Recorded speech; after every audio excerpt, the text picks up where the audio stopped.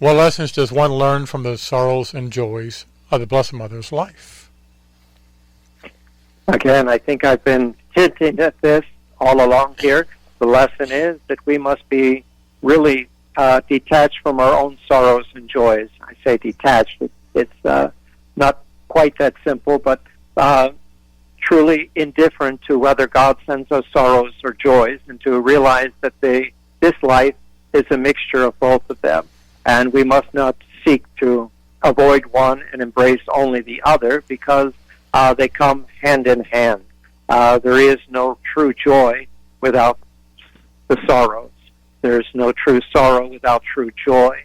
What is it, the popular saying, love hurts. If you truly love someone, you are the most susceptible to pain and suffering, more so than anyone else. And I can perhaps give you an example, visiting mothers who have a child in the hospital with some problem. The child is in pain or agony, and I've even consoled mothers, and I says, you're suffering more than your child is. The child has been given pain medication to mitigate their suffering, but you have not, and your spiritual agony for that child is more intense than the child's own sorrow, the child's own agony. The child will soon forget this, but this pain, spiritual pain that you're suffering, is really burned into your soul, so that it cannot be forgotten. So the Blessed Mother's life is filled with these alternating sorrows and joys. Our lives here on earth are meant to have these alternating sorrows and joys. But if we follow the suggestion of the devils and pursue only the pleasure of this world, we're going to be constantly frustrated. And as I mentioned before, it leads us down this path of depression, despair. It is a pretty dark hole. We're pursuing pleasure, but all we end up with is this darkness, this pain, this suffering, and it only becomes more intense. We may be able to mitigate it here and there, but ultimately it keeps returning, and the pain is more bitter. The suffering is more bitter than any of the pleasure that we have received. So as we look to the Blessed Mother's life, even though she was free from original sin, even though she was immaculate and never committed any sin herself, even with the joy of being chosen as the vessel to be the Mother of God, her life was filled with sorrows. We have devotion to the seven sorrows, I think, through the Servite order in the Catholic Church. This devotion is, you might juxtaposition it right next to the Franciscan crown of the seven joys of the Blessed Mother. They really go hand in hand, and they're inseparable. And again, you use the term joy, which I generally equate joy with true happiness, not as opposed to suffering, physical suffering, and suffering and pleasure I see as physical things. Joy or happiness and sorrows I see as spiritual things, intellectual things that we can pursue. And I think truly the intellectual pursuit of true happiness embraces our own cross, embraces our own physical suffering, and as well our physical pleasures. I don't want to make it sound as if the saints are all morose or dejected individuals who never experience any pleasure in this life.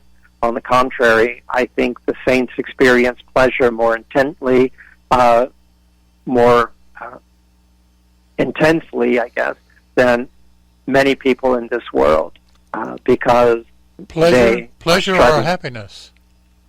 I think they experience both. I think even the saints, the monks in the desert, who fasted and starved themselves, who disciplined themselves, who endured the heat of the day, the freezing cold of the night, I think they experienced these pleasures and pains with true happiness in their soul. When they were given a good meal, they could relish it and thank God for it. They could taste how sweet it is because they had fasted, because they had disciplined. The heat was welcomed after the cold, and they were grateful for it. The cool weather was welcomed after the heat. No matter what it was, they found an occasion to give thanks to God, to give praise to God, and their hearts are filled with joy, whether it was suffering or pleasure. It is intensely felt, intensely experienced, because they are alive in God. They are in touch not only with things supernatural, but even with the things that are natural, even the things that are material. And so as the world and the devils are tempting us to pursue these physical pleasures and to attach ourselves to the pleasures that are always going to leave us disappointed, on the other hand, I can tell you that those who are living a spiritual life can experience the pleasures of this world more beautifully, more intensely than those in the world. I might give you an example. You see a little innocent child, they do something that brings you pleasure, brings a smile to your face. Many of the world will not truly appreciate that, but someone who is spiritual is elated to see this little child made in the image and likeness of God finding pleasure and happiness, and it brings intense pleasure and happiness. Even though it may not be their child, they may not know the child's name, they can see this and appreciate it from a distance. Whereas even the child's own relatives or those closest to the child cannot truly appreciate it. And perhaps because of that distance, they can experience that pleasure more intimately than even those who are, you might say, physically intimate with the child. I don't really know how to express it, but the spiritual life is going to bring us not only spiritual happiness, but the material pleasure as well. And the material pleasure, when it is united with that spiritual happiness, is, you might say, heaven here on earth. And only those who are spiritual are going to understand this. Those who are material, physical, they can't understand anything, and it seems like perhaps I'm speaking nonsense. But the joys of the Blessed Mother, the pleasures that she experienced here on earth, were really a foretaste of heaven for her, because she experienced them in the life of Christ, in union with God, in union with the Trinity. The Lord is with her. And as these things, even the physical material things, bring pleasure to God, they bring pleasure to those who are one with God, who are in union with God. And so the pleasure that God experiences in His creation that is made to bring Him joy, we are made for God. The pleasure that God experiences is experienced by the saints, is experienced by the Blessed Mother. And so as we see the Blessed Mother experiencing these joys and sorrows in her life, the pleasures and the pains, all of these things, I believe we can project that she experienced them more intensely than many people in the world, because of that union with God. And of course, that makes her pain, her suffering, her sorrows even more intense when she offends, or when mankind offends God. The Blessed Mother, the saints, are deeply wounded. We cannot imagine the sorrow that fills their hearts, and if we're still in the body, it brings physical pain to our bodies that is inexpressible. And so it is not, I think, unreasonable to suggest that the same is true with pleasure and happiness. Pleasure and happiness are not incompatible, but they are not the same thing. They are separable.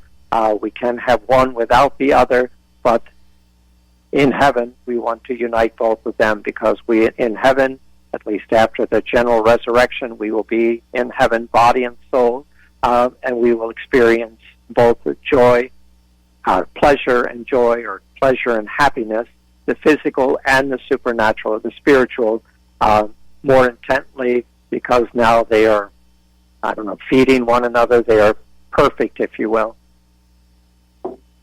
And so we should be indifferent, you might say, to the pleasure or pain, but to find true happiness in whatever it is God sends our way. If it is an illness or a cross of some kind, to find our happiness in this, because God has willed this, and I want what God wants. This brings me happiness. May not bring me pleasure at this moment, but it brings me happiness. And when God gives me pleasure, I see that this is God's will, that I experience this pleasure. I am grateful to God for this pleasure, and I want this pleasure that God has chosen to send me. And I embrace it more fully, you might say, because it has come from the hands of God. And I see that, I guess, as the lesson that we can learn from the Blessed Mother, her sorrows and joys in this life.